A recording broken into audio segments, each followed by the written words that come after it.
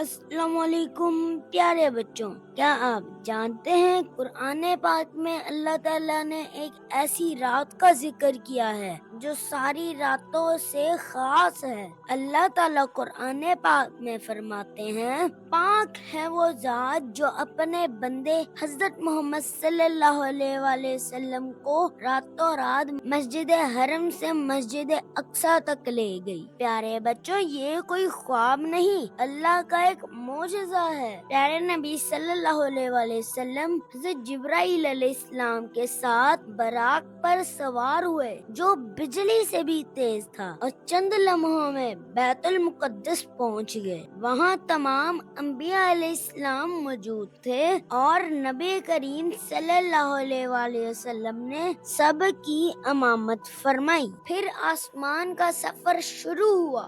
صحیح حدیث میں آتا ہے کہ ہر آسمان پر ایک نبی سے ملاقات ہوئی۔ پہلے آسمان پر حضرت آدم علیہ السلام، دوسرے پر حضرت عیسیٰ علیہ السلام اور یحییٰ علیہ السلام، تیسرے آسمان پر حضرت یوسف علیہ السلام، چوتھے آسمان پر حضرت ادریس علیہ السلام، پانچویں آسمان پر حضرت ہارون علیہ السلام، چھٹے آسمان پر حضرت موسیٰ علیہ السلام، ساتویں آسمان پر حضرت ابراہیم علیہ السلام۔ پھر وہ مقام آیا جسے قرآن کہتا ہے جہاں نبی صلی اللہ علیہ وآلہ وسلم اللہ کے اتنے قریب ہوئے کہ کوئی اور نہیں ہو سکا۔ پیارے بچوں، وہیں اللہ تعالی ہم سب کے لیے سب سے بڑا تحفہ دیا جو نماز ہے۔